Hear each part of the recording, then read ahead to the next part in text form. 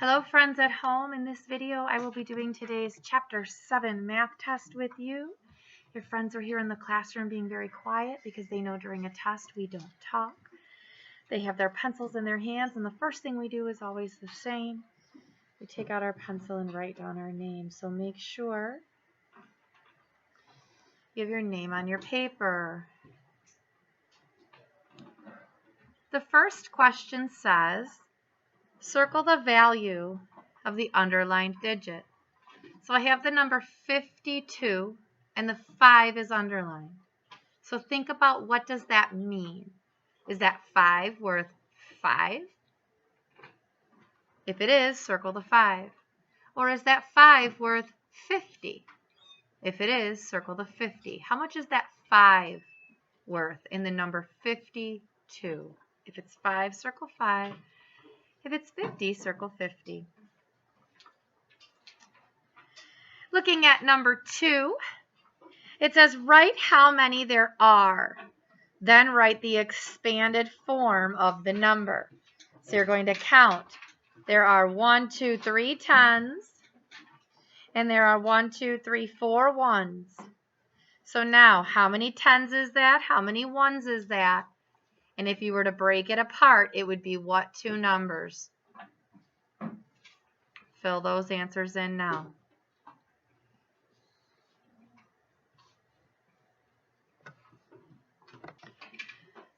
All right, looking at number 3, it says draw a model for the number, then write the expanded form. So the number is 26. They want you to draw that here using your lines for your tens and your dots for your ones. And then on these two lines, show me what the expanded form would be. 26 is what two numbers in expanded form? Write it on these lines. God bless you. God bless you.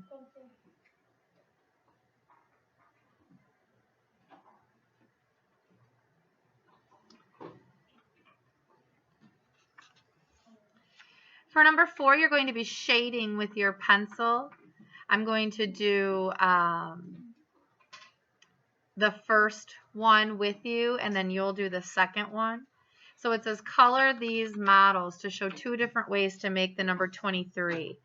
So one way would be 2 tens and 3 ones.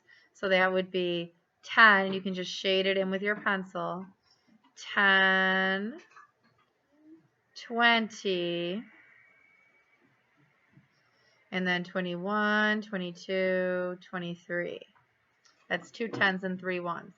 Over here with these ones, don't do 2 tens and 3 ones because we already did that. They want you to do 13 ones. So you'll color in 13 ones. And then how many tens would you need to get 23? When you figure that out, shade them in and then write it on the line here. And I'll give you a minute. So friends at home, if you want to pause and do it, and then come back and unpause when you're ready. All right, let's look down now at number 5. It says write how many hundreds, how many tens, and how many ones. So how many blocks of 100 do you have? Put that on this line. How many bars of 10 are there? Put that number on this line. How many cubes are there? Put that number on this line. And then whatever number that is all together, put it on this line.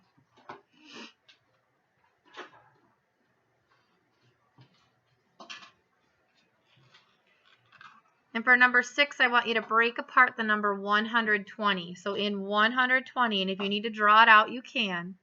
How many hundreds are there? How many tens are there? And how many ones are there in the number 120?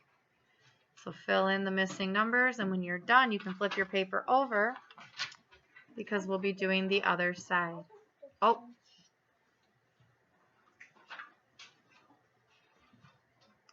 For this one, I want you to fill in the missing numbers on the number line. So it has 103, 104.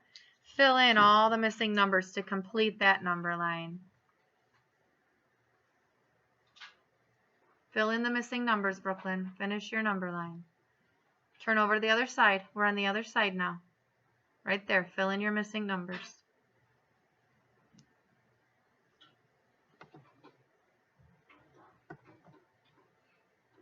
Okay, looking at number 8, we're comparing the number 50 and the number 70. You're just going to put in the correct symbol. So if it's Allie, she eats the bigger number. If they're equal, you do equal. So you decide and fill in the correct symbol for 50 and 70.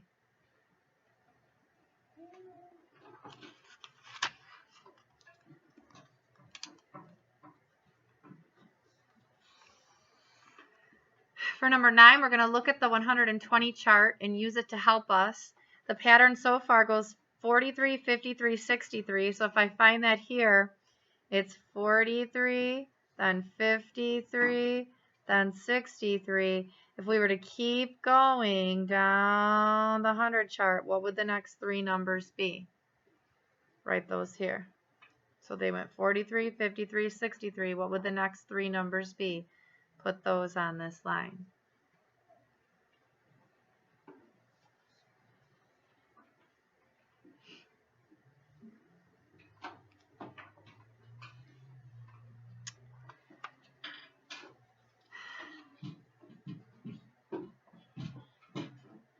For number 10, I'll give you a minute to figure this one out, but they want you to put these numbers in order.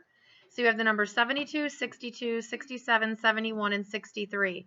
And you need to put them in order with the smallest number here and the largest number here. Okay? So figure out which one is the smallest and put it here. Which one is the biggest, it goes here. And then put the other numbers in order. And I'm going to pause this so our friends here can have a few minutes at home if you want to pause, and then unpause when you're done. And we'll continue. Okay, looking at number 11, we are looking at this side has 64 cubes and this side has 68. In this circle, I just want you to write the symbol. Which way should Allie go, or should it be an equal symbol? Ready to move on? Raise your pencil. Our last one, number 12, is a problem-solving word problem, so listen along. It says Cade has 4 10s and 7 1s.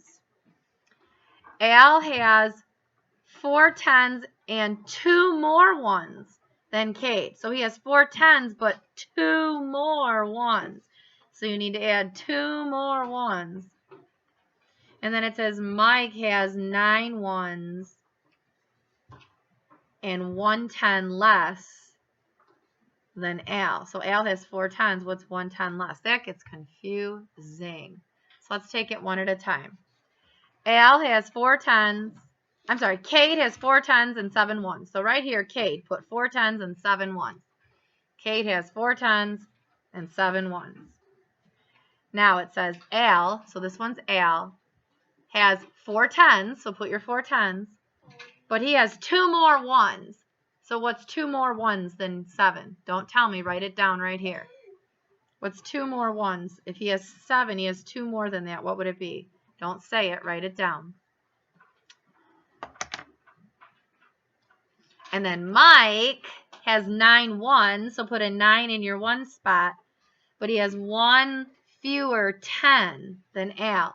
So if Al has 4 10s, 1 fewer would be what? That goes here. Does that make sense now that I broke it down for you? Okay, good. And then it says take their numbers that you got here for Cade, Al, and Mike and put them in order. Bing, bing, bing, from smallest to biggest. And when you're done doing that, you're done with your test. See you later, boys and girls at home.